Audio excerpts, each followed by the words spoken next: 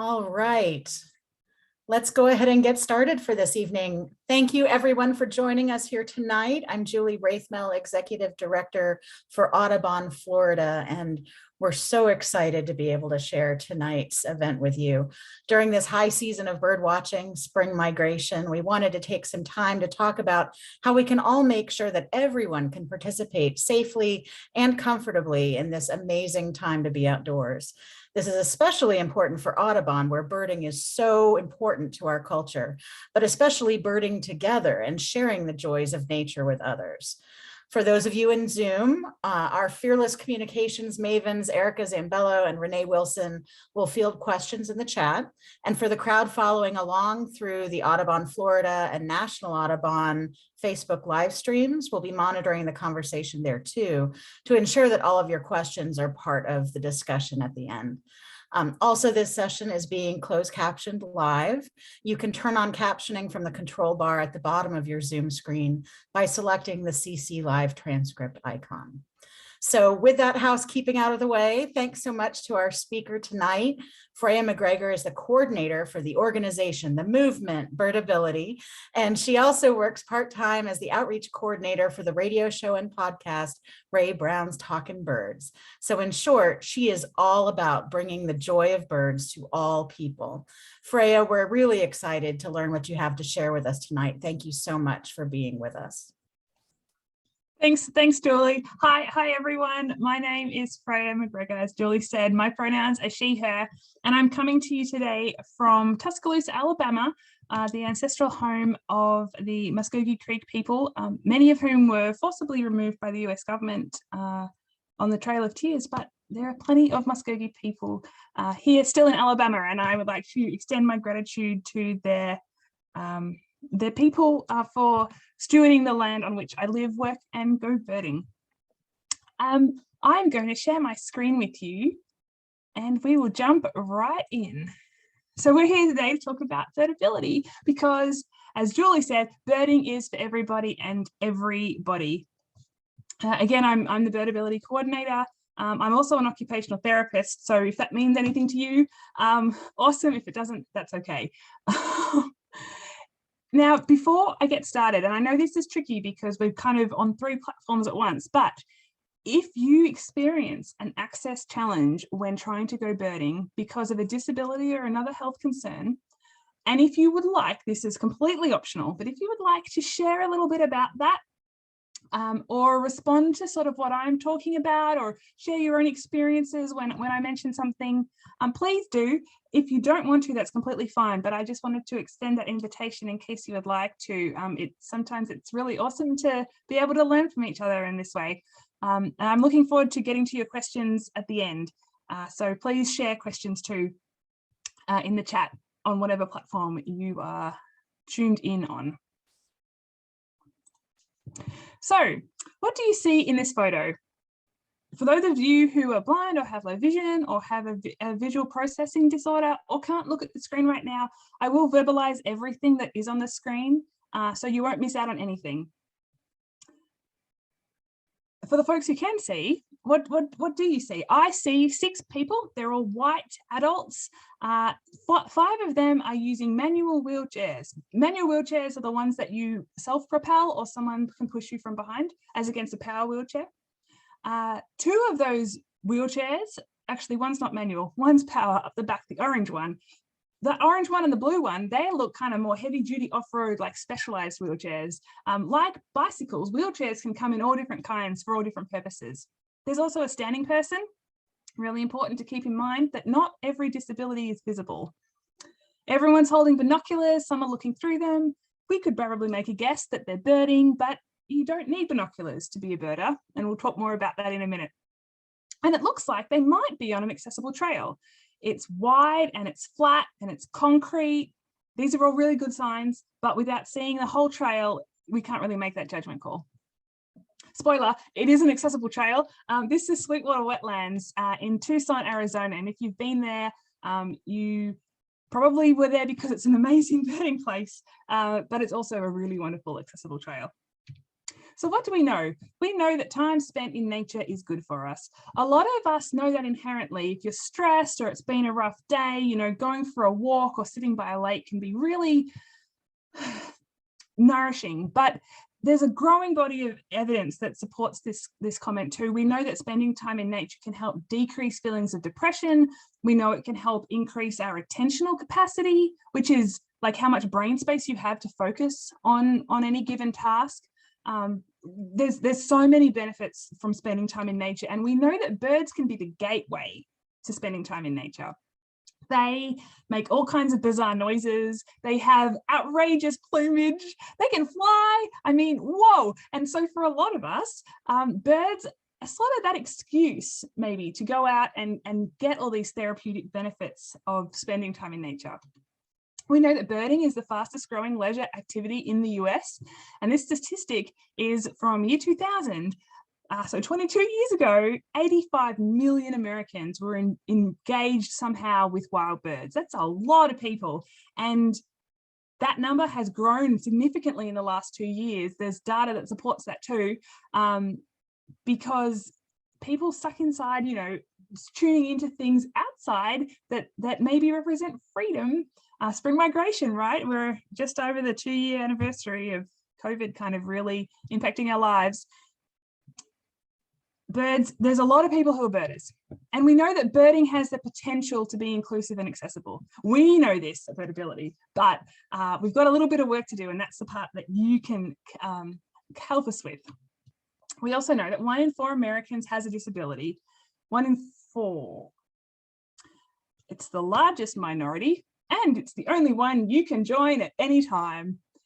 There's probably quite a few people on this call who have some kind of disability with that statistic, including 20 million people in the US have a mobility challenge, and 7 million are blind or have low vision. Now, if you're wondering, low vision kind of sounds a bit vague, maybe in general English usage, but it's actually a technical term. My background as an occupational therapist is in blindness and low vision services. And basically, low vision is the point at which you have some functional vision, but glasses no longer, you know, fix that problem and correct your vision. So there's various eye conditions that can cause it. You might have heard of macular degeneration or cataracts if they're not removed. Anyhow, this is about our future selves. This is another really important point. 1 in 4 Americans, that's at one snapshot in time too. Many people are temporarily disabled, recovering from surgery or really, really sick for a time. And you never know what's going to happen.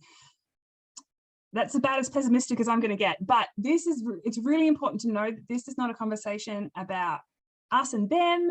This is a conversation just about us. This is just life. And if we live long enough, there's a pretty good chance at some point we're going to slow down and have a mobility challenge, even if there's not any formal diagnosis. And I know I'd like to be outside birding when I'm 95 years old, wouldn't you?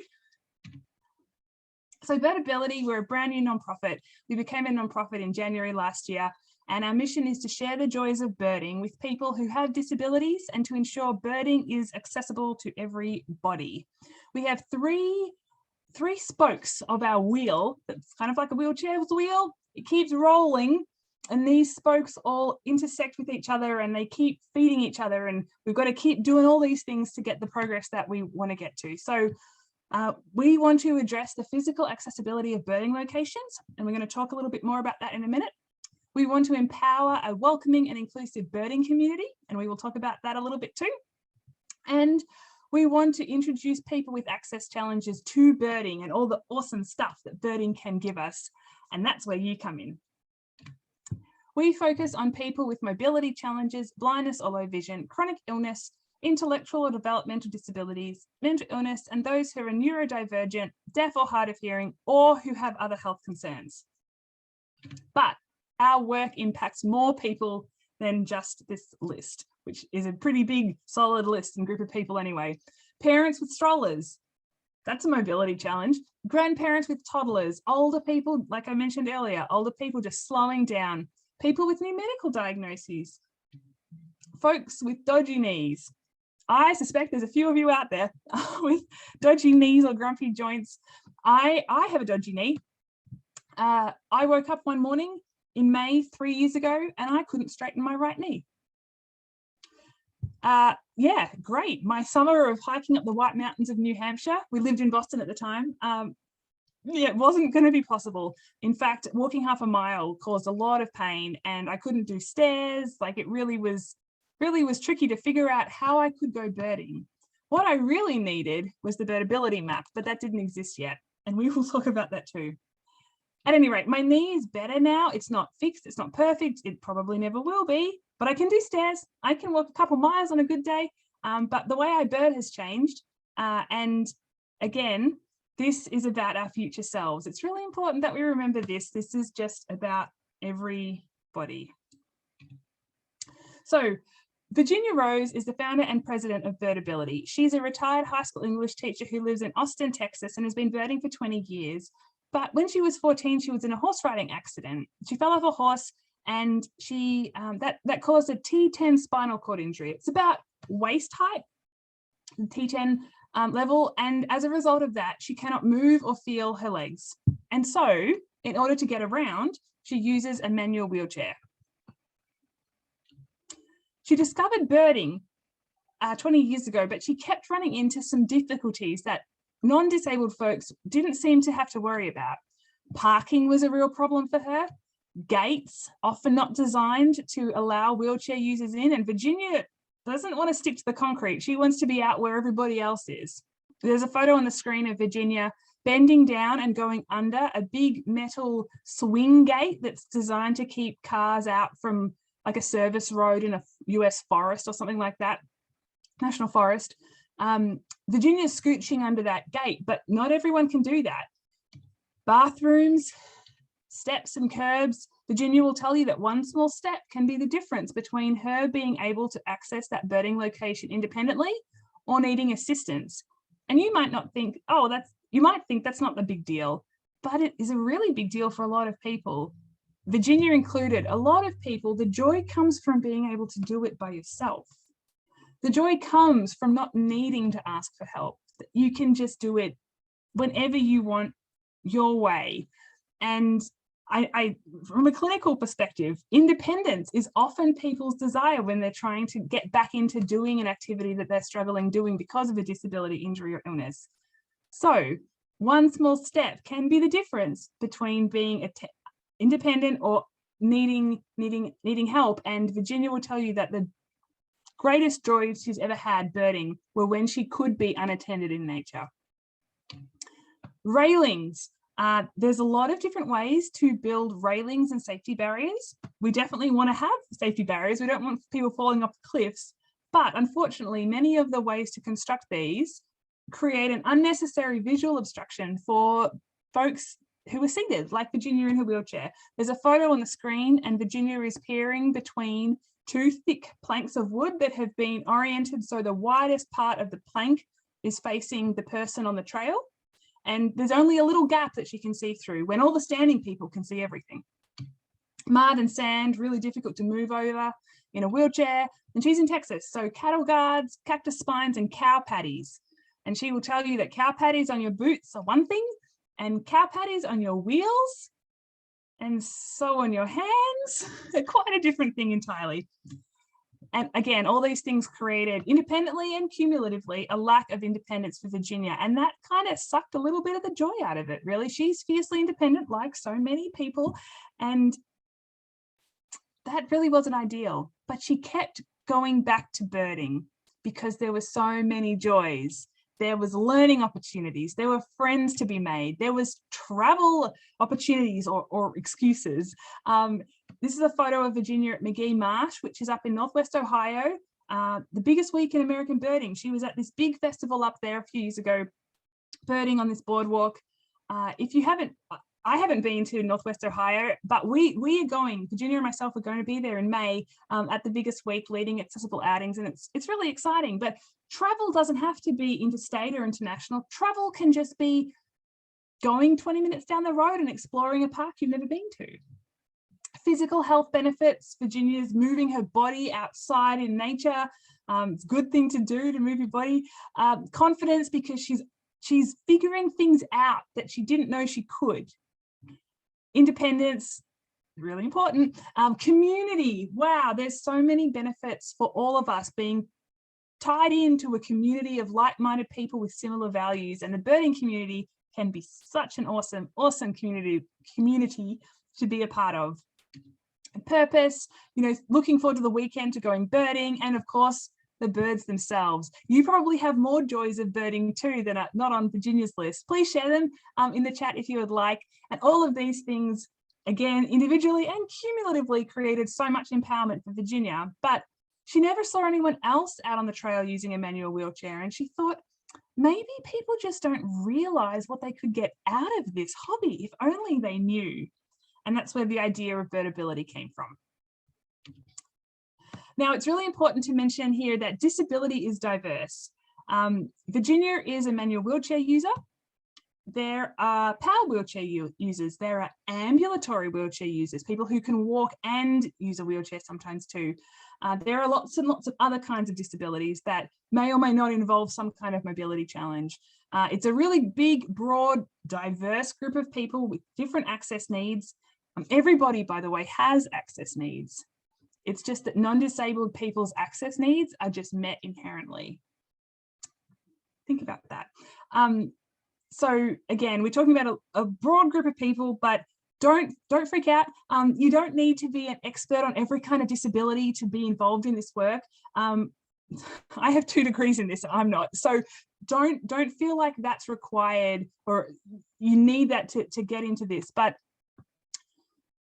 I think that the 3 key ingredients to be involved in trying to make birding more inclusive and accessible is starting with an open mind and a kind heart, and being willing to be taught by the very people who you are trying to serve. And if you can do that, you'll be fine. You'll be fine. It'll be great. So some of these access considerations, we're going to talk briefly about a couple of them, but there is so much more information that I wish I had time to share with you today. So I encourage you, if you'd like to know more, to visit our website, which I have on the bottom of the screen of all the slides. Our website is birdability.org. There's lots and lots of information up there about all these topics and a bunch more. So please check that out if you'd like to know more about this stuff. Parking, I mentioned earlier. Now, not everyone can drive legally. Not everyone can drive because of their functional capacity. Not everyone can afford a car. So other ways of transportation is also really important, like public transport or your local bird club. If you're having an outing, could you carpool? Is there bike paths so someone can ride their bike? But parking, you've probably seen at public places accessible parking spaces, reserved for someone with that little wheelchair logo on a placard or on their license plate. There's also van accessible parking spaces, and they're the ones that have that extra side aisle or access aisle that runs along next to the parking space. In this photo, you can see it with the diagonal lines. That's a van accessible parking space. Now, Virginia drives, really cool. She has hand controls and modifications to a vehicle to allow her to drive. But to get in and out of her van, there's a side ramp that deploys from the side door of the van. If she can't deploy that ramp because there's not enough space, and if there is not enough space at the end of the ramp for her to get on and off, she can't get out of her car or back in. So van accessible parking spaces are really, really important. Other folks might need that space to get their wheelchair right in place and transfer directly from the passenger seat or the driver's seat straight into their wheelchair. So if you take nothing else away from tonight, please never park in a van accessible parking space or in the side aisle even. Do not park in a van accessible parking space if you need it, but don't park in the side aisle. The side aisle is not a parking space. The side aisle is really important for a bunch of people. It's not a parking space. It's not for a motorbike. It's not for a push bike. It's not a place to leave your shopping cart because you can't be bothered walking a little bit further to put it away. Don't do that. You can really mess up someone's day. And please feel free to educate other people you know about this, because a lot of people just don't know that, but it's really important. Finding out the trail information ahead of time. This is so valuable for so many different people with so many different access challenges. We want to see detailed trail information on about every trail on every website, you know, the nature center's website or the state park's website. And we want to see this at the trailhead too. There's a big gap of information sharing about this thing, and we have a solution for this. We're going to get there in a second, but this information can be so important for someone making a decision about if this is a trail that they want to try out or not. Many of these photos I took at Mammoth Cave National Park in Kentucky. They have this trail, the Echo River Spring Trail, my favorite accessible trail. Oh, it makes me so happy. And the first thing that struck me was this sign. There's really clear information about the length of the trail, the surface type, the tread width. Really important, especially if you're using a mobility device and you need to be able to pass people safely without being forced off the edge of the trail, because you might not be able to get back on. The grade or the slope, really important again for a lot of different people, and the cross slope. That's how much of an angle you are on as you travel down the trail. And again, a lot of people using mobility devices, a lot of people with balance issues too, like being on a funny angle as you're moving down the trail can be really challenging or impossible to navigate. And having this information available at the intersections of every trail, because not everyone has the same access needs. So this trail is concrete to start with, and then it continues on to be dirt. I can do a dirt trail, but I can't do big steep steps or big tough slopes. So don't assume people want to stay on the concrete or the asphalt or the boardwalk. You know, this information is so valuable to so many people. And I actually spent last week doing a course about how to assess trails to get this kind of information. And if you're interested in more of that, send me an email. But this is really valuable. Even just describing the trail as much as you can, because some places will just say, oh, we have an easy trail. Easy for who? Like, what does that mean? Moderately difficult. Like that's so vague. You know, we this kind of objective information is so valuable. Or can you give more detail so that it's a bit clearer why you're deciding that this trail is easy or moderate or whatever? Bathroom accessibility. Like any built structure, bathrooms have a lot of factors that go into whether they're really accessible for everybody or not. The door width, how heavy the door is to push, the cubicle or stall size, if there's enough space to transfer on and off the toilet, are the grab bars to help with that? Are the sinks low enough that you can reach if you're seated, or the hand dryer or the soap dispenser, can you even reach that? There's a bunch of things in the bathroom. But these portaloos, I want to camp out on this for a second. You can get standard size portaloos and you can get accessible portaloos. And the thing about an accessible portaloo is that everybody can use it, but only some people can use a standard size portaloo. I know if given the choice and no one else is around, I would rather use an accessible portaloo. I don't need to, but there's so much more space. It doesn't feel as kind of hot and sticky in there. Like, it's just more pleasant. Parents with kids, people who need assistance toileting, there's a whole stack of people who need that extra space. So if you're ever in a position where you're like renting or a portaloo for building a new trail or something like that, just get the accessible portaloo, because everybody can use that. And that approach applies to so many other things too. Interpretive signs have a few factors as well. We love interpretive signs. It's so fun to get to learn stuff when you're visiting a place, but really good interpretive signs have large print, font, size 16 or higher, really good contrast between the color of the text and the background, plain, non-distracting background. We love tactile components on the sign. That top right-hand corner, that's a mock-up of the bark of a sycamore tree so that someone can feel on the sign, they can feel what it feels like. You might think that people who are blind or have low vision would benefit from that. Absolutely. And a bunch more people. And this is the thing, if you're not catching on to this theme, so often you think that it's one group of people who'll benefit from that access feature, but so often there's so many more people who will benefit from this thing. Then you realize little kids, people with dyslexia or print disabilities, older people, people who just aren't going to read that all that text on that sign. I really like tactile components of signs because I love feeling and doing with my hands to learn stuff. Heaps of people can benefit from that. People who don't read English, maybe it's not their first language, or, you know, there's stacks of people who can benefit from that. We want to make sure that the sign is connected to the trail by the same surface so that someone who needs to get close to the sign can. I've seen interpretive signs like 6 feet over off the trail in an island surrounded by grass. Not an accessible surface for a bunch of people. So the sign needs to be connected to the same surface as the trail. And we want it at a height and a slope that someone seated can read, as well as people standing. The other thing we love seeing with interpretive signs is an audio component. Again, folks who are blind or have low vision and a whole lot more people can benefit from that.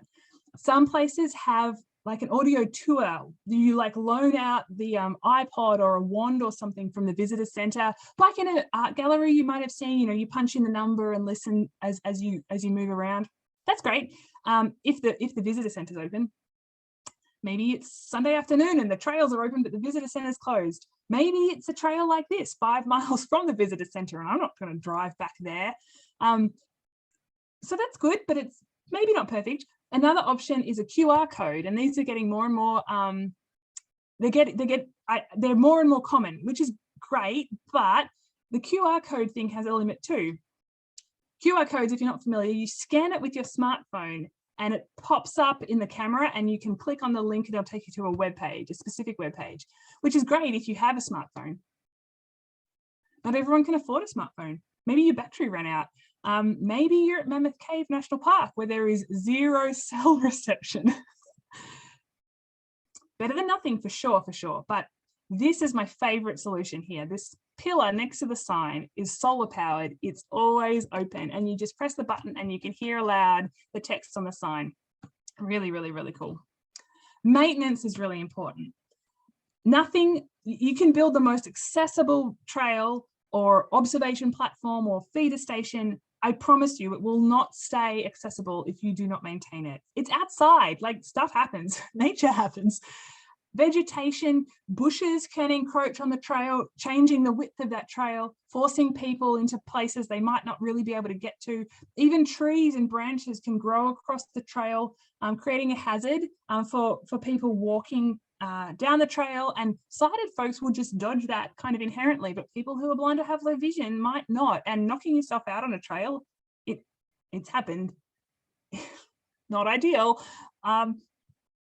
Leaves, big thick carpets of leaves, you know, maybe not so much in Florida, but in other parts of the country, maybe in Florida, big thick carpets of leaves, particularly in the fall, they create a slip hazard for anybody, especially if they're wet, but they can be really too thick to really move through if you have some gait difficulties or you're using a mobility device. So they're not great. And snow, totally not a thing in Florida, but definitely an issue for a lot of people. And it's not always practical to rake or use a leaf blower or plow, use a snow plow every single time there's a problem. But if you can share on your website, we plow every Monday, Wednesday, and Friday morning if needed. That information, again, information sharing, tell people so they can make an informed decision themselves. That information is so good because if snow was a problem, and it snows on Friday night, and I can see on your website that you're not going to plow again till Monday, which is fair enough, like that's not a criticism, but I'm not going to drive 2 hours to your nature center if I know I'm not going to be able to access the trail. I'll just save that for another time when I will be able to do it. So share that information. It's so valuable to a bunch of people. Railings, we already talked a little bit about that with Virginia not being able to see through many different versions of railings. This is my favorite solution though. You can have railings where that big thick plank of wood is just rotated 90 degrees and now it's much thinner of a visual obstruction. There are horizontal cables that are much thinner. There's lots of different versions, but this viewpoint at Mammoth Cave, there are 2 sections of the safety barrier that are made of clear perspex, plexiglass, whatever you call it. Amazing. I thought someone had ruined their viewpoint. I thought some vandal had come in and I was like, oh my gosh, but no, it's fabulous. Little kids in strollers can see everything that a standing person can. Toddlers don't have to look through those jail bars. They can see the same stuff too. The junior in her wheelchair can see just the same thing as a standing person, and I can rest my dodgy knee on that bench. Benches, benches. We need more benches. So many people benefit from benches. Armrests connected to the same surface of the trail, so they're not out on an island somewhere that it can't get to. So valuable. And so many people with fatigue trouble, people with dodgy knees, people with bad backs, people who just want to have a rest and enjoy the place. Benches, benches, benches, benches. So now you know all this, you are ready to help contribute to the Birdability Map. This is a partnership we have with National Audubon. National Audubon have been incredible supporters of Birdability, by the way. Huge shout out to National Audubon. And the Birdability Map is crowdsourced. That means anybody, you included, can contribute to it. For all over the world, you might have guessed, if you can hear me, I'm not from the US. I'm originally from Australia, and I believe that our work at Birdability applies anywhere there are people and birds. It's not a US specific problem. It's not a US specific solution. It's just, this is just, again, everybody. So each of those yellow diamonds on the map indicate a birding location that someone has submitted a Birdability Site review for. Now I'm saying birding location because we're talking about trails and observation platforms and bird blinds and feeder stations and car birding sites. Not all birding locations are trails. What you do if you want to contribute to the Birdability Map is you submit a Birdability Site review, and you can print that site review checklist off if that's helpful to you to take out into the field. It's 5 pages long, and I know it looks intense. I know it looks intense to start with, but I promise you it's not that hard. It's been designed specifically to enable you to just tell us what there is. You don't have to make judgment calls like, oh, a wheelchair user couldn't manage that slope, because you don't know every single wheelchair user. There are a lot of different people who use wheelchairs for a lot of different reasons. Instead of making that call for someone, let's give them the information so that they can make that call for themselves. You just have to tell us what there is or what there isn't at this location. There's 19 access, it's not criteria, but like access considerations. And we've shared 6 already today. So you're on the way. You don't need any special training to do this. Again, there's lots more information on our website. Just tell us what there is. The only judgment call you have to make is if it's a reasonably accessible birding location. The reason is the way the map is built, we don't have a filter feature at this point. And so if people submitted like huge, gigantic mountains that aren't accessible really at all for most people with access challenges, like that's kind of not really helpful. It's kind of beside the point. So there's a reasonably accessible birding location is quantified on our website under contribute to the get involved tab, and then contribute to the Birdability Map. But other than that, just tell us what there is and what there isn't there. You'll have to, if you do it on paper, you're going to have to put in your computer to make it valuable to anybody else, and you submit it to the Birdability Map, and anyone can click on the yellow diamond and find out this really, really, really valuable accessibility information ahead of time. We want to see this done for, we want the information to be available for all the trails at any outdoor place that someone might go birding.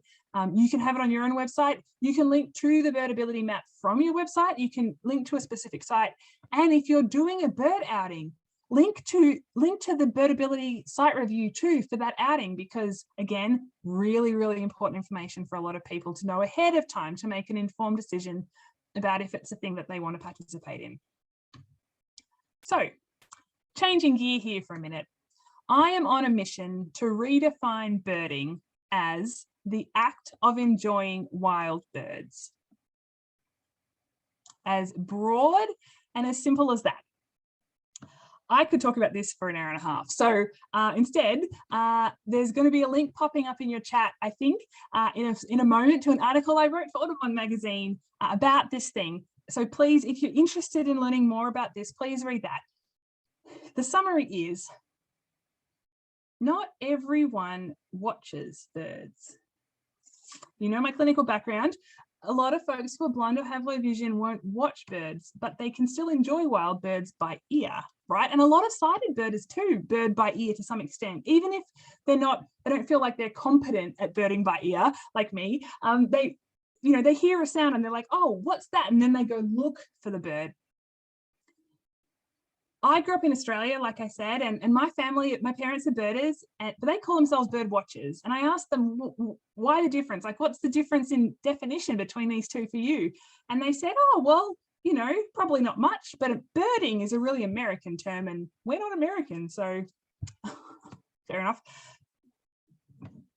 There has been a historical difference. You may or may not be familiar with the historical context of the difference between bird watchers and birders, but if you are,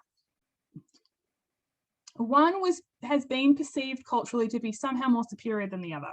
And I think that's garbage. There's no wrong way to enjoy wild birds, and neither is better than the other, right? You're just enjoying the birds. Why do we have to be hierarchical about this? If we're all just birders and we start at the same place, that has to make our community and our hobby so much more welcoming and inclusive, not just for the people who can't see or see well, but for beginner birders and for people who bird in all different ways, or people who somehow don't feel qualified enough to define themselves as a birder. Who's giving out that qualification? I mean, there isn't one. So let's just all be birders. This is my theory anyway. You also don't need binoculars to enjoy wild birds, right? They're a tool. They're really helpful, but not everyone can afford binoculars. Not everyone can carry or use binoculars. And there's really strong emphasis that we have in our culture right now, in our community, that you have to see a bird doesn't make it as inclusive as it could be. You also don't need to be able to identify a bird to enjoy a wild bird. Recently, I was on the American Birding Association's podcast with Virginia Rose, the Birdability founder, and the host. He said, oh yeah, birders, yeah, you just have to be able to identify birds. And I said, no, you don't. That bird's fabulous. Whether or not I know its name, it's still fantastic. I'm still enjoying it. Not everyone's good at identifying anything. It doesn't really matter if you know the name of it or not. Make up your own name. But well, language is helpful. Common language is helpful if you want to communicate with anybody else about what you saw or heard outside and in the field, birding. But it really isn't, that's really not the qualifier about whether you're a birder or not. Now, if you want to stay a bird watcher, if you want to keep identifying yourself as a bird watcher, that's totally fine. Everybody is always allowed to identify however they like. That's a really important point. It's broader than just this conversation. But if this helps you feel a bit more included in birding, or that you too can identify as a birder, please share that in the chat too, because I know a lot of people have told me that, and that is awesome. That's what we're about, inclusion, right? It feels good to belong. And if we can make that simple word swap in our own language and in our organization-wide or group-wide language, I'm sure it will just make birding that much more inclusive and welcoming for a whole lot of different people. So I'm proposing that we switch up the words from birdwatcher to birder.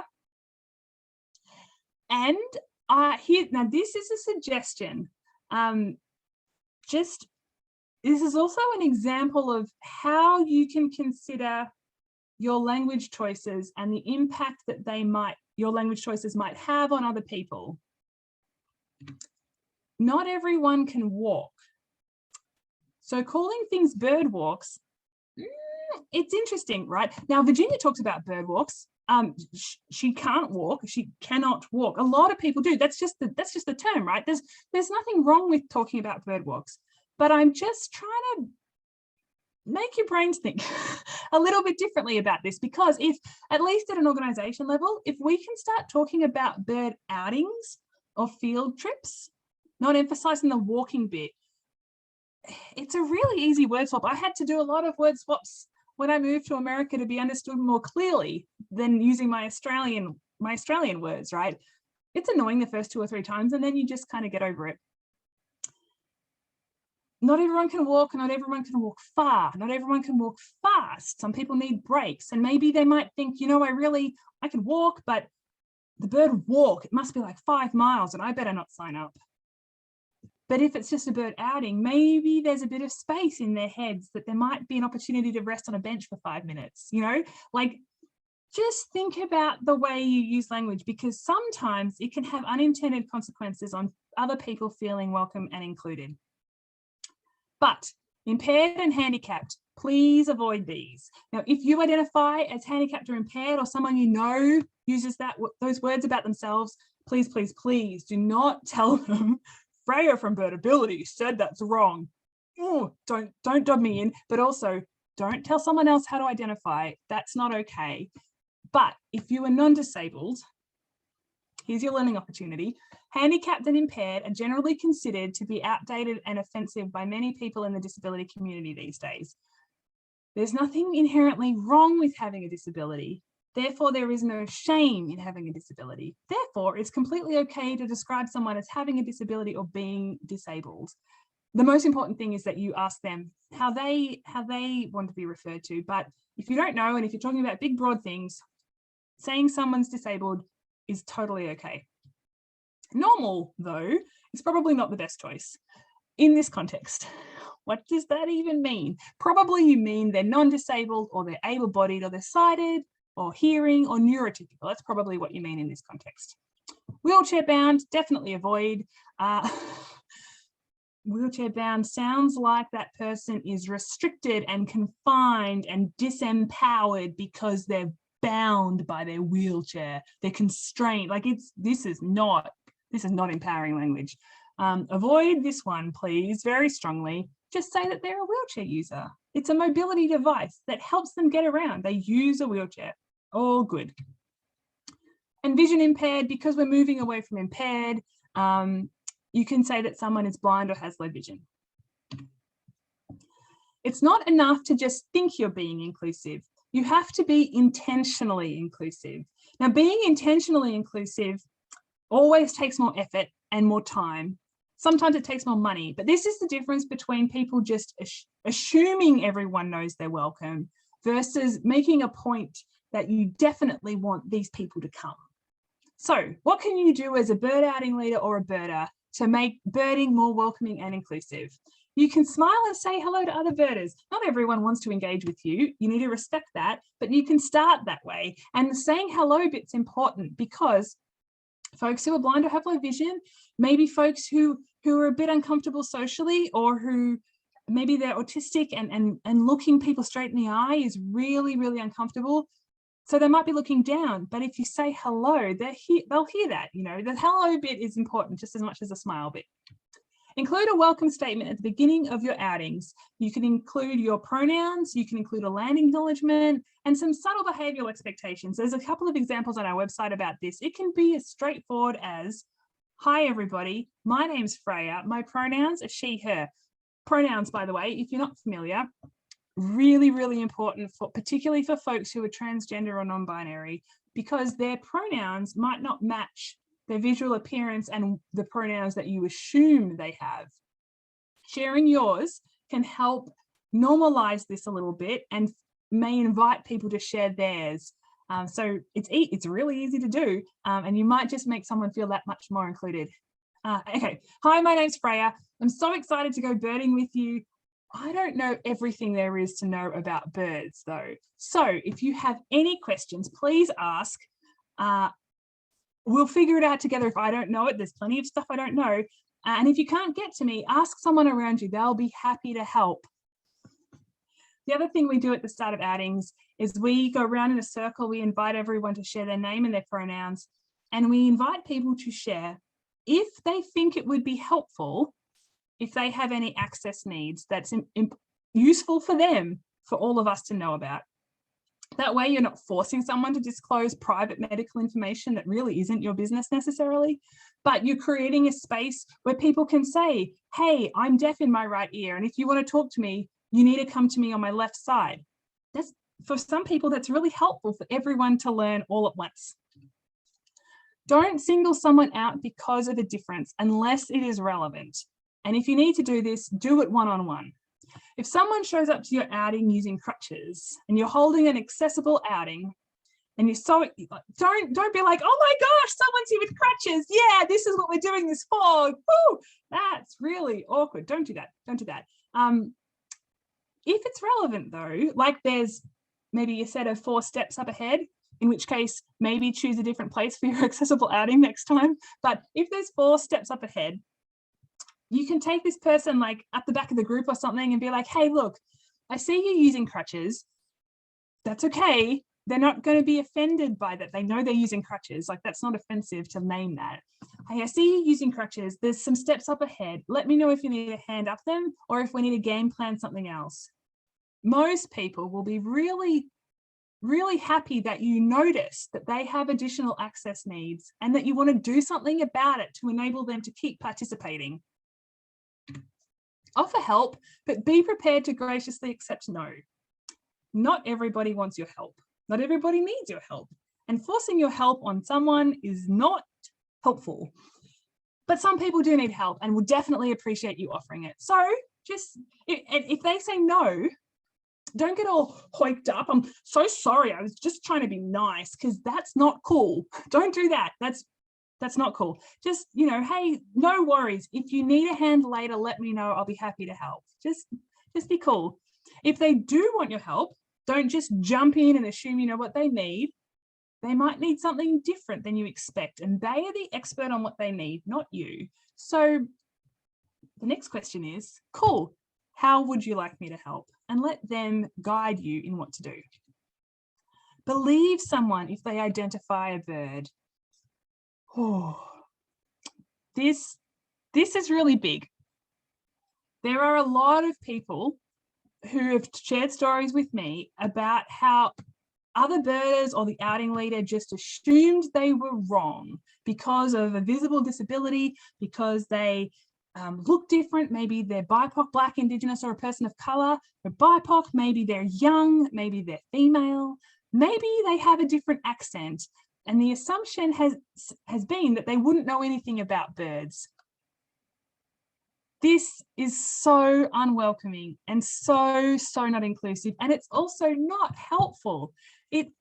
Just because I have an Australian accent doesn't mean I know 0 things about North American birds, folks. I know a few things. Like, don't assume I don't know what I'm talking about. It's a really little attitude adjustment to trust but verify. That looks like, oh, really? An American redstart? Wow, that's super cool. Let's go see. And maybe it's not an American redstart, sure. So then, you know, encouragingly educate about why it's a different bird than the one they thought that they had seen or heard. But don't just assume someone's wrong. It's not, I don't want to go back birding with you all if there's someone in that group doing that to me. And we're trying to welcome and include people into this hobby, right? And be actively anti-racist. This is really important. Anti-racism is not the same thing as not being racist. Not being racist is neutral. Being anti-racist is an active process trying to go forwards and work on implicit bias that we all have, especially folks who are white or white passing. I'm not the best educator on this. If you can't see me, I'm white. Please Google this. There are lots and lots of resources online. There's some fabulous books. This is really important. If we are only trying to be inclusive and welcoming to people who are white, straight, cisgender disabled birders, we are not doing our job. There are Black wheelchair users. There are gay autistic folks. Like, this is called intersectionality.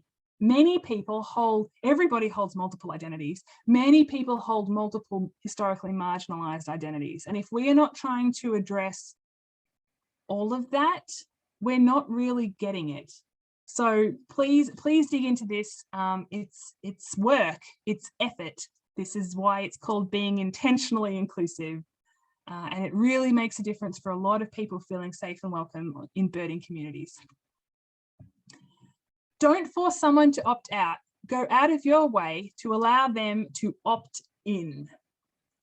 Here's some examples of what you can do at a group or organization level to invite people to opt in instead of forcing them to opt out. Create an inclusion and diversity statement, post it on your website, and use it to hold your employees, volunteers, and organization accountable. Hold accessible bird outings as part of your regular programming. Don't just do it once.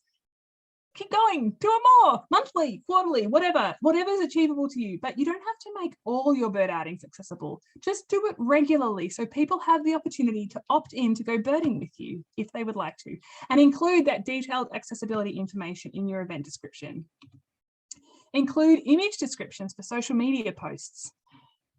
This is really important. Again, a lot of people who are blind or have low vision and a lot of other people use screen reader software, which reads aloud the text on a screen, like an email or a website. But screen reader software can't read a photo.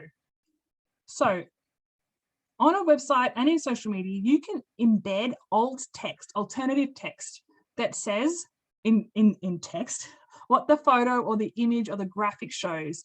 An image description is in your caption of social media posts, and it describes what the photo is showing, or it says word for word what the infographic is showing, because otherwise you are forcing people who use screen readers to opt out of engaging with the information you're trying to share. You're forcing them to opt out. They can't access that information. But if you include an image description, you're inviting them to opt in. Include closed captions for all webinars and meetings, even if no one has asked for them. Folks who are deaf or hard of hearing absolutely so often benefit and need closed captions in order to be able to participate. People with auditory processing disorders, people who have, there's stacks of people who are struggling with my accent right now might have the captions turned on, because that just makes it easier for them to participate and learn in this environment. Tell people you have captions. You know, this meeting's happening, closed captions will be provided. Say it in the description. If you don't say it, the assumption will be that you don't have it. And many people who are exhausted for having to advocate for their own needs, particularly in the last 2 years with so much Zoom, they just won't come. They won't even reach out to you to ask you. They just won't come. Having closed captions allows people to opt in. And never, if someone asks you if there will be closed captions or could you enable closed captions, never ask them why. That's not your business. Don't ask someone to justify the access need. If someone didn't need them, they wouldn't be asking for them. So just assume that they need it, and that's all you need to know. Captions are awesome. Remove financial barriers to access whenever possible. It's not always possible, totally, but sometimes you can have a grant or a scholarship that covers the entry fee or the program cost for the participants. You can have a couple of free spots maybe, or a pay what you will model. A lot of different people don't have the financial resources to engage in programs that they would like to. Disability is expensive, y'all.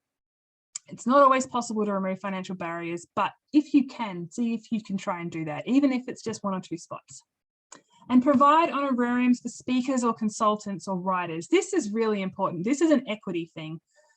If it's someone's job to come present to you about their barn owl research or something, maybe that's different, maybe.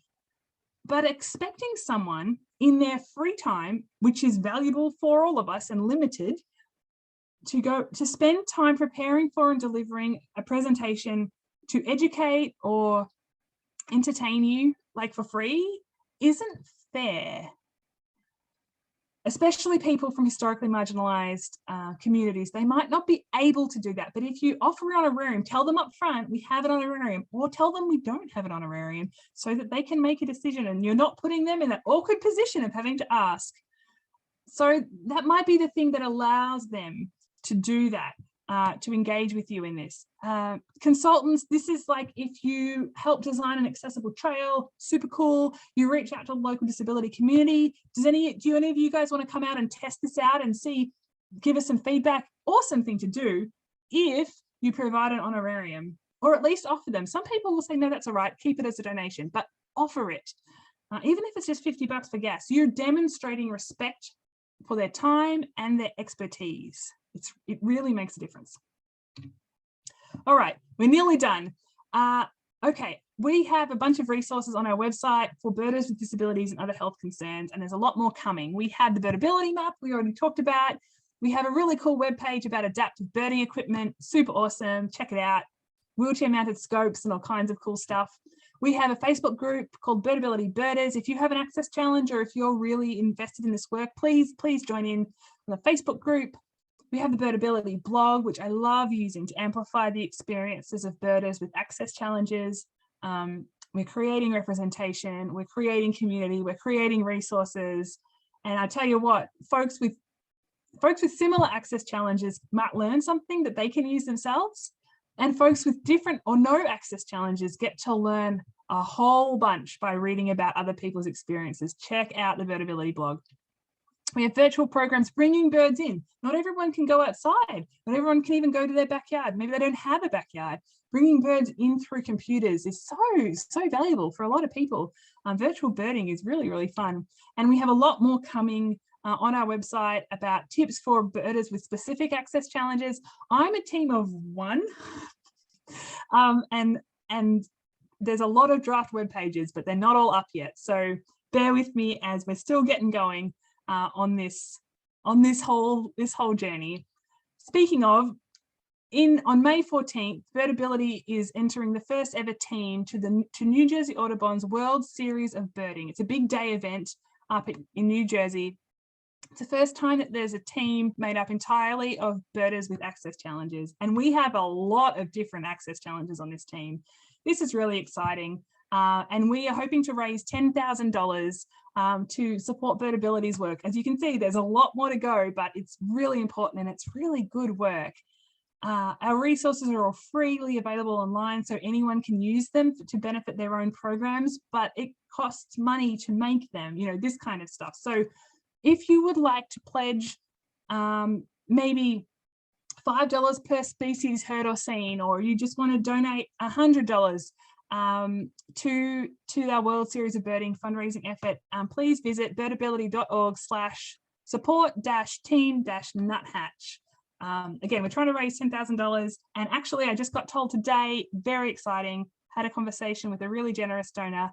Donations over $100 will be matched up to a total of $10,000. So if that's a little bit of motivation for you, every donation really counts for us because we're so new. We started with $0 in the bank last January. So please head on over. You can also go directly to birdability.org/donate, because birding is for everybody and everybody. My email address is info@birdability.org. Please reach out if you have any questions, if you can't find the answers on our website. Again, I'm a team of one. My inbox is intense. So if it takes me some time to reply to you, I'm sorry. It's a struggle, but I will get back to you. And you can follow us on Facebook, Instagram, Twitter, and YouTube at Birdability. Please do that. Please share our resources with anybody you think might benefit. That's why we have them. And thanks for coming tonight.